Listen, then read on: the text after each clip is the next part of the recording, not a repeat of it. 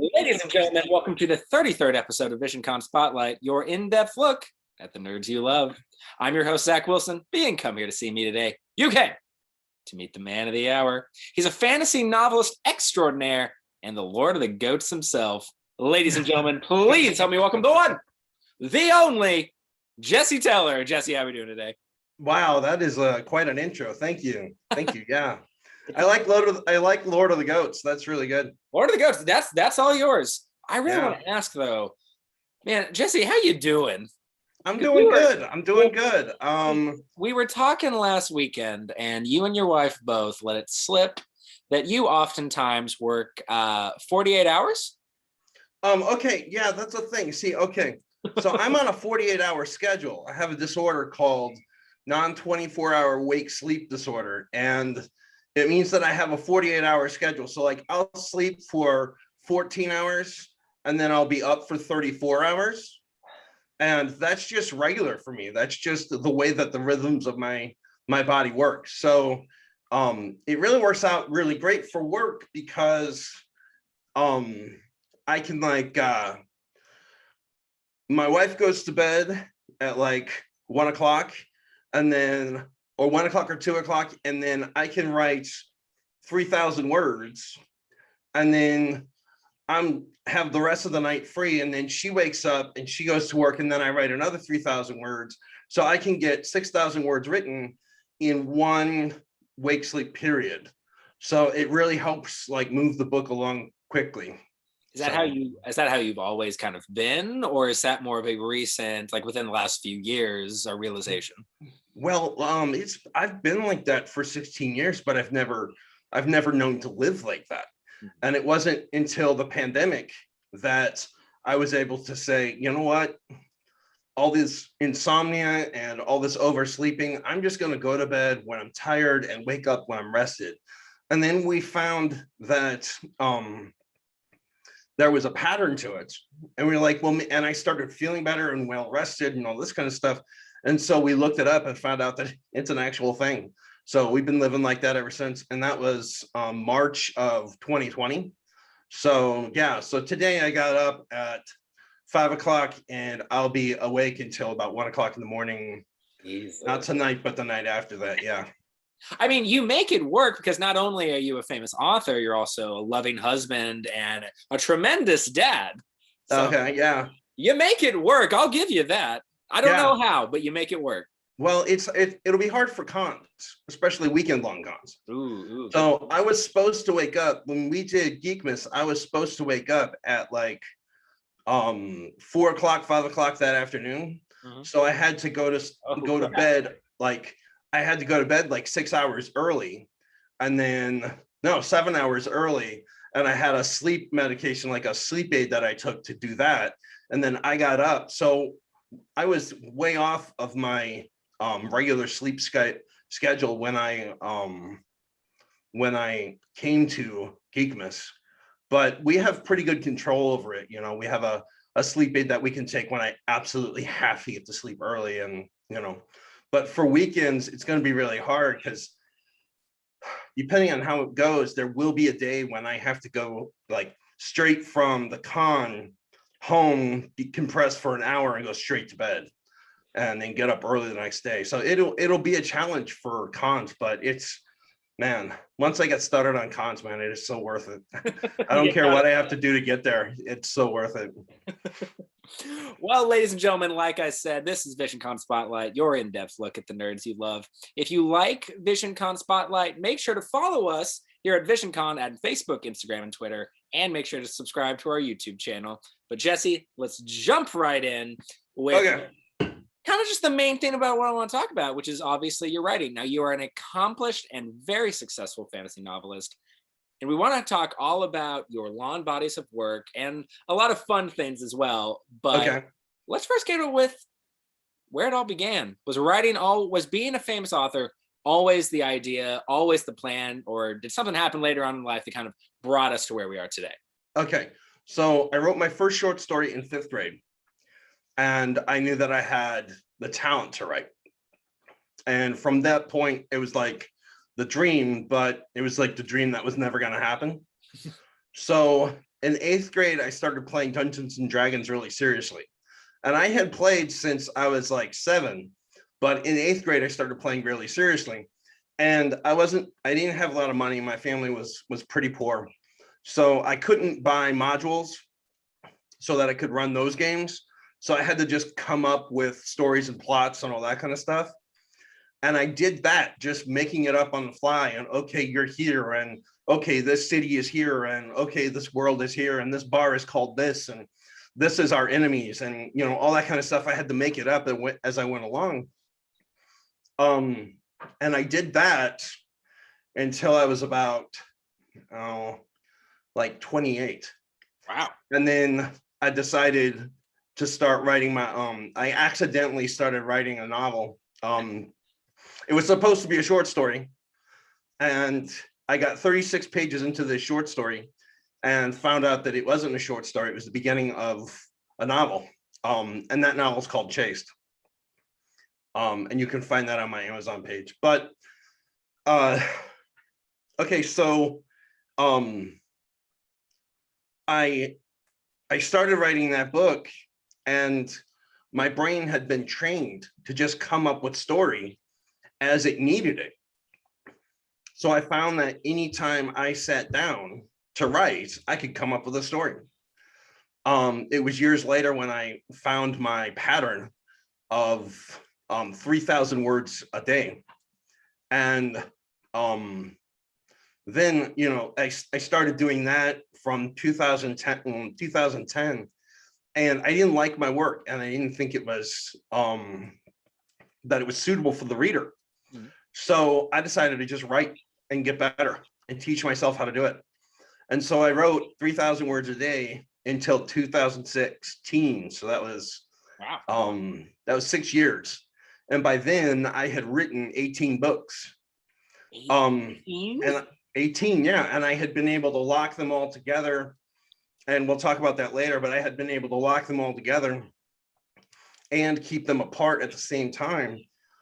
And that's when I started self-publishing, was in 2016. And, since then I've let out 17 fantasy books and two volumes of my autobiography. So that's really how it got started. And I have continued to write, ever since then. And right now I'm working on my 34th novel. So, and it's all in the same world, and it's all telling, a similar story. So, we can talk about that later, though, how that all works. So would you say that, and I don't want to use the word fortunate, because coming from a low income upbringing has a myriad of challenges and obstacles that you must have had to face, but would you say that because you came from kind of a low income upbringing and that you could not afford these like modules for D&D and such, that fostering such a strong and quite frankly necessary sense of imagination at such an early age, do you think that really directly correlated to why even at your current age your imagination is still so ever flowing and comes naturally? Would you say so? Yeah, I would use the word fortunate. Okay. Well, it's never fortunate living in poverty. Mm-hmm. And anybody who does live in poverty, they completely have my respect, because that's a very hard world to live in. But what you'll find a lot of time, somebody who does live in those kind of situations, is that they make their life work through tricks and, and luck and hard work and stuff like this. And it just happened that I loved fantasy so much I couldn't live without it. And so I just forced myself to do this, and really taught myself the whole process of creating fantasy. And I wouldn't be here if I didn't have my background. The other thing that you learn when you come from the working class is that work is very important, and always do your work. And so my work ethic was really pounded into me from a young age. And if it hadn't been, then there's no way I would have been able to do everything that I have done. So my working class is something that I'm very proud of. And, that's just, where I come from, and it's how I teach my kids, and it's just something I'm very, very proud of. And So definitely made you more resilient, that's for sure. yes, it did. Speaking of the 34 books that you have created throughout your long career, I want to talk about a few of them. So let me bring up on the screen real quick for all of you at home's sake. All right, so we're just going to go through a few of them, and I want you to tell us just a brief overview, kind of give us the elevator pitch for each series. And for people, and if you can, for people watching at home who might be interested in a certain genre or a certain, maybe a certain story, what kind of each trilogy or series do you think would cater to the best? Okay. All so right, the MANHUNTERS trilogy. This is the MANHUNTERS trilogy.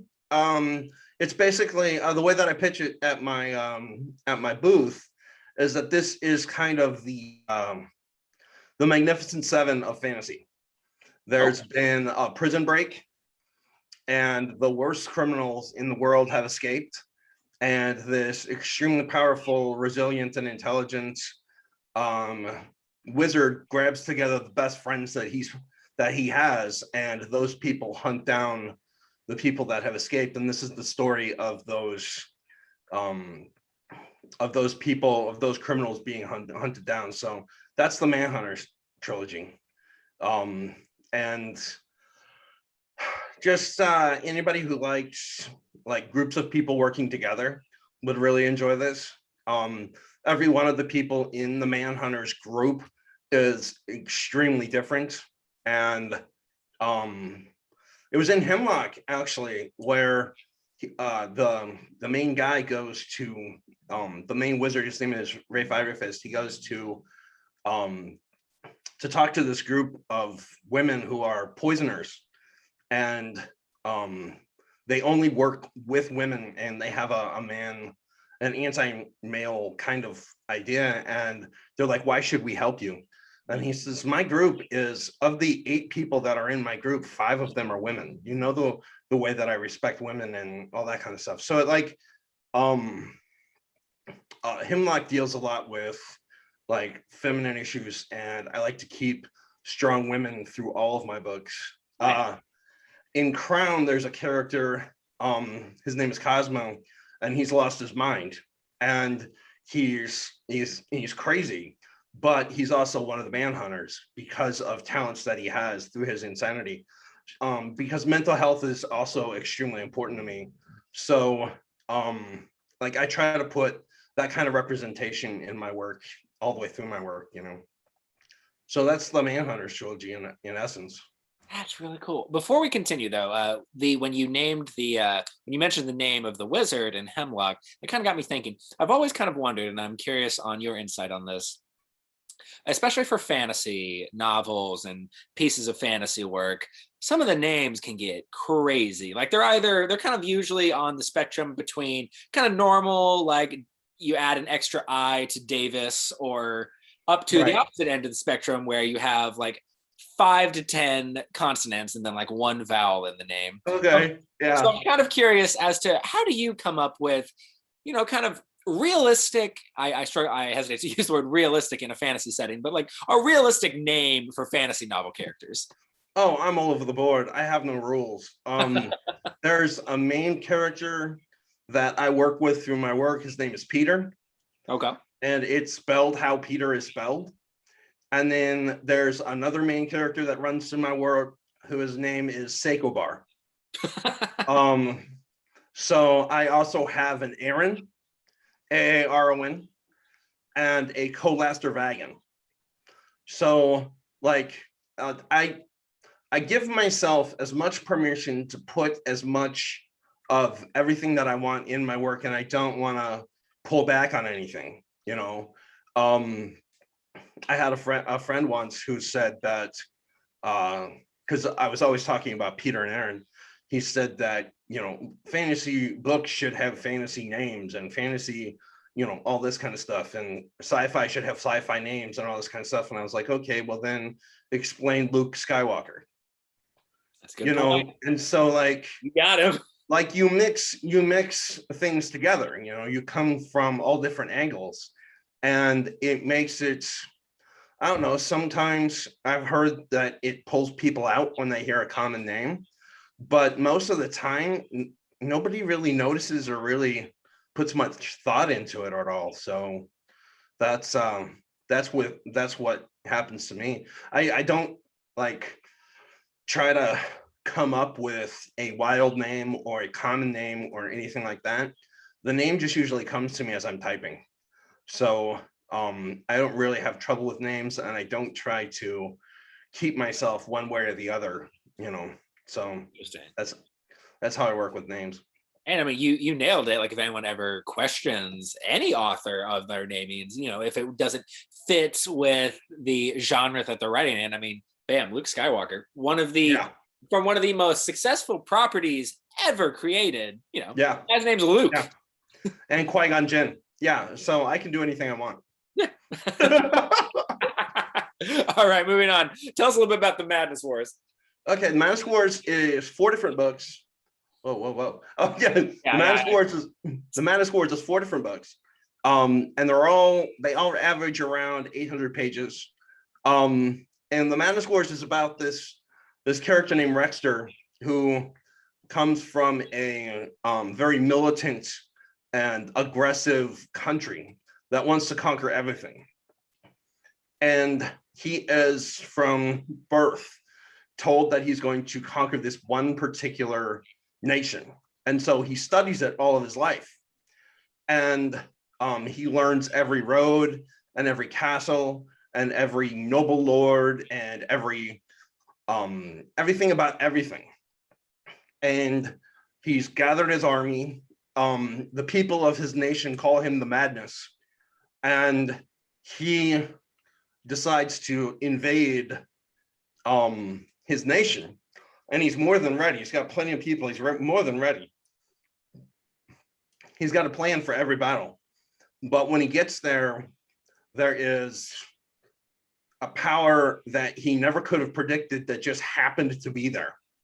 And he's got to try to fight that group. And it throws a kink in all of his plans, just like completely just destroys the cog and the entire machine. And then from that point on, it's just, a struggle for him. One of the things that happens is he sends in an army of assassins before he crosses the border, the night before he crosses the border. And that army of assassins kills all the kings, all the princes, all the queens, all the princesses, all the noble lords, all the generals, all this kind of stuff.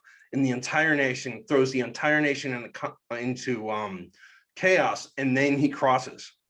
So the fact that he didn't know about this power that was there was because he didn't prepare for them, because they weren't there when he was studying the world. So it's called the character's called the Madness, and it's about the war that he starts when he crosses the border, and the war that starts back home because of actions that he's having. So he's actually having to fight a war back home, a revolution back home, and the war that he was born to fight. And it's got some really high fantasy elements to it. It's got some really heartbreaking elements to it. When I was writing this series, I was working on father issues that I've always had. And so this story is really a study about fathers and all kinds of different fathers and father figures, and the effects that they have on their children and all that kind of stuff. That's the main theme that I was working with when I was putting this together, was I was trying to study the relationship between fathers and children. So each one of these books is dedicated to a father figure from my life. Wow. Yeah, so that's what this is. I decided to do a panoramic kind of cover. I love it. If you buy all the books separately, you can lay them all next to each other, and they form this image. I have a fan in Australia who actually had a bookshelf created that had all the shelves and everything, and then had a cutout area so that she could lay them all next to each other and everything. That's so awesome. So yeah, so I thought that was pretty cool. This would make a pretty killer like playmat for games. Yeah, definitely, yeah. And it also kind of sounds to me, going back to the series itself, that it also, and this might have been intentional or not, knowing you, this was probably intentional, and I wasn't clever enough just to see it. But it also sounds like this series is kind of a lesson in hubris. Yes, very much so. He has this plan and he expects it to go off as well as it, I mean, he just expects it to happen. And the other thing is that he's the madness. He's the most powerful warlord in his nation. He's got more men in his army than anybody could ever need. He's got the most powerful sword. He's physically the most powerful and all this kind of stuff. And it's just that this power that rises against him is a collection of 3 children that are 10, 10, and 12. Wow. And it's Peter, Aaron, and Jordi, and they're 10, 10, and 12. And he knows where they come from, and he talks to them, and he knows they're a serious problem. And through the whole thing, we've got this like 42, 41-year-old man who's been in battle since he could walk. And he served under other generals, and he studied and all this kind of stuff. And he's supposed to be this indestructible creature. And he finds out that his nemesis is actually a 10-year-old boy. And yeah. And he, by the end of the first book, he recognizes what Peter is. He recognizes how powerful Peter is. And it humbles him, and but that's the thing that's so intense about this, is that a lot of it is he's never had to worry about any battle ever. I mean, he's walked through a lot of it, so it's all about how he has to humble himself and get the job done. So, and the Madness Wars must have been a pretty impressive and well-received one, because got an expansion. Okay, yeah, actually, all right. So in Onslaught of Madness, there's a love story being told. And it's a love story that has stretched from 2 other novels that I wrote earlier. Chase, which I mentioned earlier, and there was one called Mestelvin. And this love story is being told in there. So by the time you get to the Madness Wars, this love story is pretty much, it's pretty solid. And something goes terribly wrong. And when it goes terribly wrong, on the other side of the nation, there is a woman who is, distraught and destroyed by this. And Crisis of Fate is actually what happens to her after the death of the one she loves. Now that takes place, the death takes place halfway through Onslaught of Madness. So Crisis starts at the halfway point of Onslaught of Madness, and it ends at the halfway point close to the end of Wrath of Madness. So like the Madness Wars is the background of what is happening during the story of the Crisis of Fate. And it's not something that I wrote after. It's something that I actually wrote at the same time that I was writing all of the other stuff. So it was meant to be part of the series from the beginning. And that's the way that I work. I don't release any book of a series until every book of that series is completed. So I didn't release Onslaught until Onslaught, Crisis, Wrath, Plight, and Fate were already finished, because I truly believe that the reader shouldn't have to wait an exorbitant amount of time to get the books. I release a novel every October 5th and April 15th. And And so Christ was already written and was already part of the plan before I released everything else. Okay. Interesting. Yeah. All right. Yeah. Well, I want to talk about one more series before we move on. So tell us a little bit about The Mountain. Okay. So The Mountain, all right, you got the goats there. The goats are actually a song that this is all comes from one culture in my world. Okay, it's one culture, and it's 5 nations of barbarians. And one of the nations of the barbarians, there was a tribe, and it started singing this drinking song, this 65-verse drinking song, and that song was created about 1,000 years ago and has been handed down ever since. So that's the Goats of BREASTION. But I'm really excited about Legends of Exiles the most. Legends of the Exiles.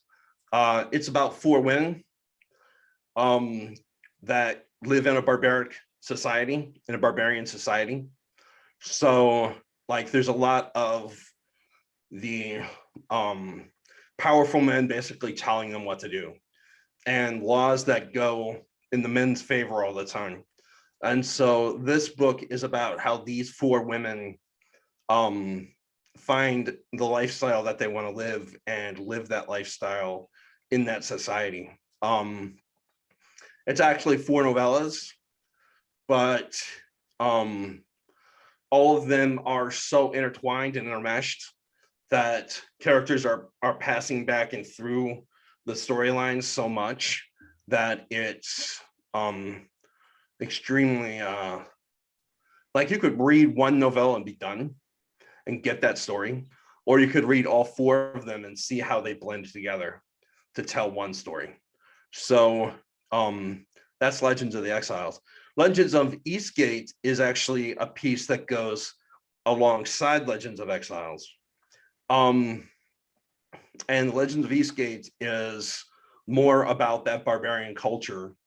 And it kind of shows what happens after Exiles and a little bit during.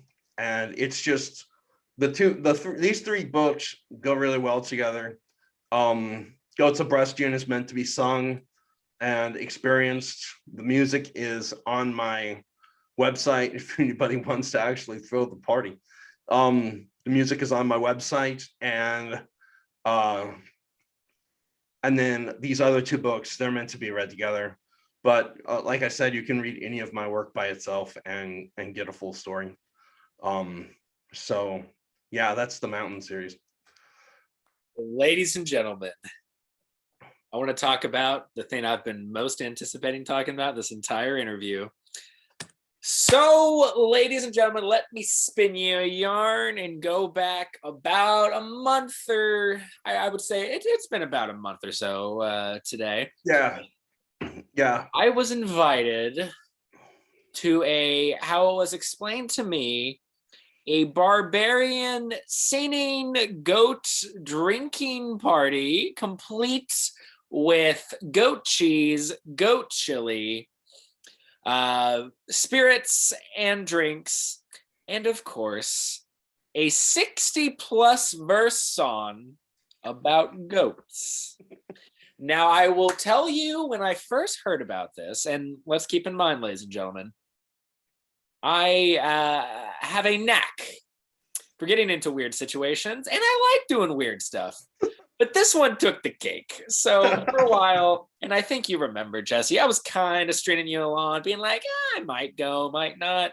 But then eventually it was like, you know what the hey? I'll give it a shot. And if it's like weird, if it turns out, oh, you guys are running a cult, I'll just be like, hey, look at the time. Guess I got to get out of here. Yeah. I had one of the most enjoyable and fun evenings of my life. It was so fun. The passion that you put into the song period is amazing, but just the camaraderie and the fun. The food was phenomenal. Like, I didn't really try the goat cheese because I'm allergic to dairy, but the goat chili, I had 4 or 5 bowls, and I'm a very Yeah. small guy, as you know. Yeah. Yeah. I filled myself up with that stuff, and it was just so fun. I'm really looking forward to next year. But anyway, my point being is I want to know all about, I know you talked about a little bit about Ghost of BREASTION, but give us the full details, where the goats came from, the art behind it, and then for a secret viewer treat, how about you read us a little bit excerpt? Okay. Okay, I'll do that. All right. So I was writing Legends of the Exiles, and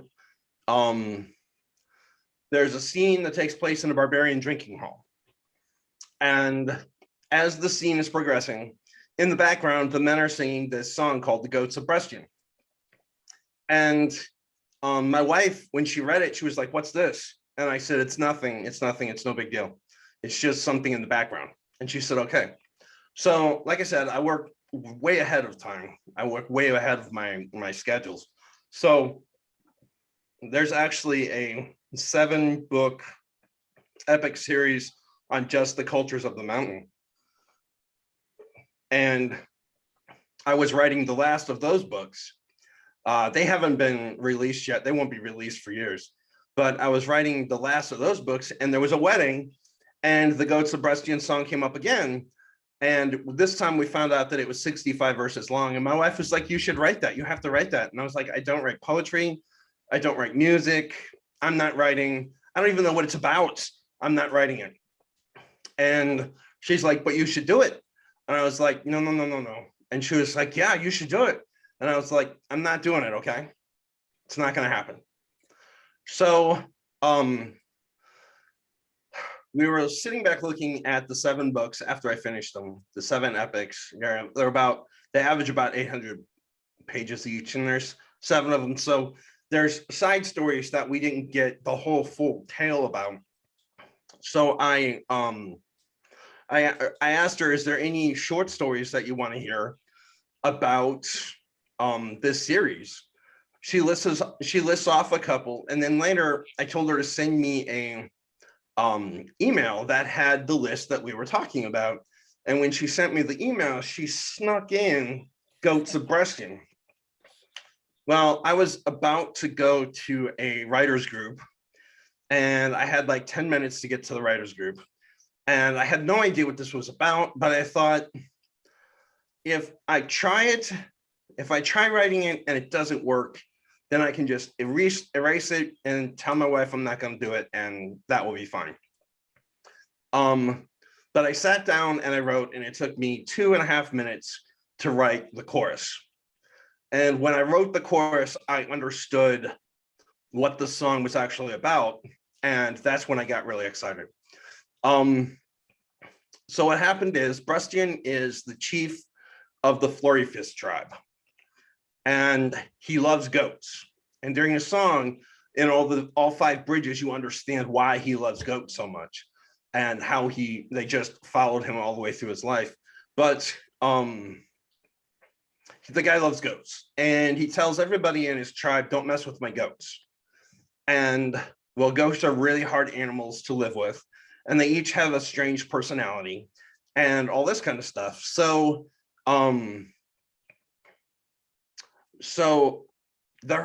what happens is, when he dies at his funeral feast, his wife slaughters all the goats, and she serves them at his funeral feast. And the men start singing a song as they're eating.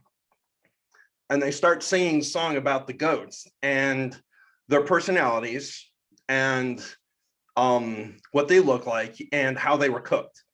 So I had to come up with 60 different, because there's 60 goats, I had to come up with 60 unique personalities and traits about these goats.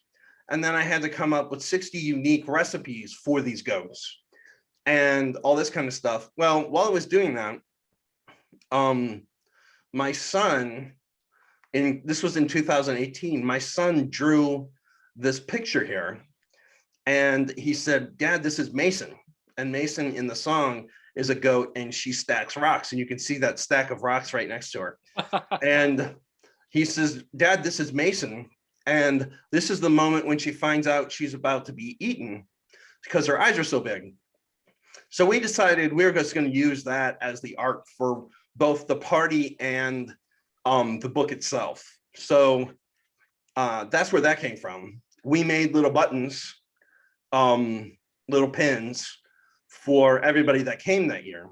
And I really thought that was going to be the only time we ever did it. But like you said, it's so much fun. There's so much more fun than I ever thought it would be, that as soon as it was over, everybody was like, well, this is a yearly thing, right? So the next year we had my son do the art for 2019. And he chose the goat Banshee, who is always screaming. And so that, and the 2019 goat is Banshee. The 2020, we had to have that as a family event. So just the four of us were there because of the pandemic. So we had just the four of us, and that goat is named Sweetie, and everybody loves her. You can see the little hearts around her, and her fate is decided as the last verse of the song, which I'm not going to give away. But 2020 was Sweetie. 2021 is Clothespin, and Clothespin is this sweet goat that sees women doing laundry all the time, and so she wants to help, and so she tries to eat the laundry so the women don't have to do the laundry. So that year he did Clothespin. We're very proud of the fact that we pay artists for their time. So for each of these pictures, we paid our son $20 because each one of these is a commissioned art piece. Each one had the button that was there for that night, and yeah. So that's my goats. So what I want to read for you is actually that chorus that I wrote in 2.5 minutes. Now, there's a couple of things you need to know, because this does reference the work itself. One, there's a clan called Beastcowl Clan, Beastcowl, and they are known to be really savage and really crazy. There's the Red Fist Clan, which is like the kings, and they're like the caretakers of the entire mountain. And then Breastion himself. Yeah, I think that's all you need to know. Okay, so here is the chorus of the Goats of Breastion. You sing this after every verse, and at the end, at the end of the chorus, you take a drink. So like things start getting loose around the 15th, 20th chorus. But yeah, okay, so here's the chorus. They were mean as our wives, they were loud as our kids, were as rude as a beastcowl and had the scent of a skid. And as a father or his children, or a red fist or his kin, Breastion tended his goats till the day of his end. And with the grace of a woman, deep in her grief, the matron of his clan set us down to a feast. She fed us his goats with a laugh and a sigh, and we ate every beast with a curse and a cry. Cleaning the bones, tossing them to the hounds, we called out to the villains with a laugh and a pound, yelling, and this is where everybody in the party starts screaming out loud, yelling, villains they were, one and all in one, but the goats of Breastion taste good on the tongue. So that yelling part gets out of hand. The last two lines of the chorus are where everybody yells, and you remember at the party, like towards the middle, everybody's like yelling villains they were, just like going crazy. But yeah, it's a lot of fun. It's a lot of fun. Three things. Number one, yes, things start getting crazy at verse 15. Things start getting sloppy at like verse 40. Now everybody, like you said, with every verse you have to take a drink, and some of them, even one of the musicians especially, would sometimes drink almost half his glass with each verse. And have to get it up. And I'm just like, bro, I don't know how you're still playing. Yeah. Number two, what I do appreciate, and obviously this is because she loves you more than life itself, But I did notice, because I do a look around every time we got to the yelling villains they were apart and like really getting into it. And a lot of people, myself included, were getting into it. But Yeah. no one more than your own wife. Oh yeah. Yeah. She was just She's up there, just going hard, jamming, and I loved it. yeah. She's extremely dedicated to my work. We do this together, and she does everything that needs to be done so that I can get this work done. She um she spends a lot of time taking care of the kids when I'm really deep in the work, and every day she's willing to talk to me about the work and all that kind of stuff. At the party, she cosplayed as a drink winch, and she actually has a little sign that sits on the chair where she sits that says reserved for the drink winch. And she was getting me all of my drinks. She's she's just as dedicated to this work as I am, and she knows it just as well as I do. So yeah, she was part of it. Yeah, definitely. And then Definitely. the third thing is, I think it's incredible that you have your own child doing the art for these books. And I also really like seeing with each year that goes by, that they get older, like how their art has improved. Like to Yeah. the point, and like, don't get me wrong, like how old were they in 2018? Okay, so they're 12 years old now. So in 2018, they were like 8. Okay, yeah, knocks it even in 2018, knocks out anything out of the park that I could probably draw even now. As a Yeah, 26-year-old man. But like from 2018 to 2021, I mean, just the dramatic difference. yeah. We were very happy with what he created in 2021, and we told him we were having the party, and we gave him like a month and a half notice to create something. We're having the party, and he was like, cool. And he went downstairs, and it was 3 minutes before bedtime. And he's like, I'm going to draw it now. And I was like, yeah, but you don't really have that much time. So, and 3 minutes later, he came out here with clothespin. Oh, But yeah, his art is getting a lot better, and he's going to draw a new one every year. So yeah, it's definitely improving. well, I mean, you could say you were blown away by such a little time. You came up with something so great. But I would like to reiterate that the excerpt that you just read for us, you made in like 2 minutes. So, I mean, Yeah, like childlike father. So, yeah, it might be in the blood. It might be in the blood. all right, Jesse. You Well, know what? My dream for the goats is that one day it is an after hours party for a con that we can all just like get together, and people can cosplay as barbarians, and we just that's the dream for the goats of Breastion, is that one day it'll move out of my basement and it'll go into the after hours of a con. So well, if only you had a pal whose name rhymed with Jack Gilson that works for a con, huh? Well, maybe that's a discussion for a later time. Anyway, yeah, to end us off, Jesse, is there right now?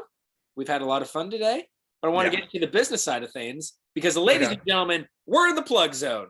Jesse, okay, now is your okay, all right. to plug, promote, advertise, whatever you want to do. Floor is yours. Okay, so basically I want to talk about how you get a hold of my stuff. I have a website called jesseteller.com that has links to everything. I have a blog that goes off of that, that focuses a lot on my autobiographical stuff, and the challenges from my childhood and with my mental health. Because I have a series of disorders that complicate my life quite a bit. So we have so I've got that, and that's all at jesseteller.com. You can also find, like I said before, the music for the goats and all that kind of stuff. And then I'm also on Facebook on a site called Jesse Teller Path to Paralesque. And I don't know if you would allow me to send you a link to some of the stuff that you could put in the comments or anything. I don't know if you do that. I was actually a little behind the scenes, ladies and gentlemen, but yeah, after we were done recording and I hit stop, I was going to ask you to send me all these links. Okay. I send these to the marketing team, and then they put it in the YouTube description. Oh, okay. Okay. Well, sorry for jumping ahead. Yeah, you're right. Okay, so then I recently released my autobiography, and I've released two volumes of it, and it's a really crazy wild read that explains why my mind works the way that it does and what my life is like behind all that. So that's also available. But also all my books are available on Amazon. And so I have an author page on Amazon that'll take you everywhere you want to go. So anyway, yeah, that's my ad time. Those are my plugs. That's all I have. And like I mentioned, guys, all of those links will be down there in the description box below, guys. And with that said, ladies and gentlemen, this has been episode 33 of Visioncon Spotlight. Thank you so much for watching. As always, I'm your host, Zach Wilson. But much more importantly, this has been my very special guest, Jesse Teller. Make sure to check out all the links down in the description box below, guys. And until next time, always remember that life's better when you have friends to share it with.